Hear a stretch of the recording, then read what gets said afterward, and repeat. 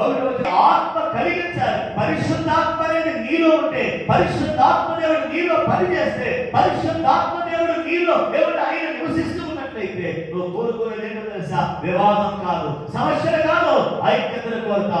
తప్పు అయిపోయింది, నన్ను క్షమించు అని ఒకరికొకరు ఏం చేస్తాం? క్షమాపణ కోరుతాం. ఇది ఎవరు కలిగించేది ఏంటంటే సమాధానము అనుబంధము చేత మనమందరము కూడా కట్టబడుదుముగాక. స్తోత్రము. ఐక్యత కలిగించు.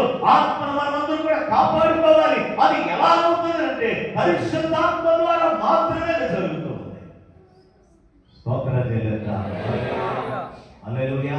అందుకే ఏమంటే మనము సంవత్సరం ఆఖరిలో ఉన్న ఇంకా 9 రోజులు అనుకుంటాను ఈ సంవత్సరాన్ని ముగించడానికి. ఈ 9 రోజుల్లో ఇంకా నువ్వు సమాధానం పడకపోతే, ఇంకా నువ్వు సరి చేసుకోకపోతే, ఒకవేళ భార్య భర్తల మధ్యలో కానీ, లేకపోతే కుటుంబాల మధ్యలో కానీ, లేకపోతే సంఘం మధ్యలో కానీ ఒకరికి ఒకరు ఏదైనా వ్యత్యాసాలు ఉన్నట్లయితే సమాధాన పడడానికి ఆశీర్వాదం. స్తోత్రం.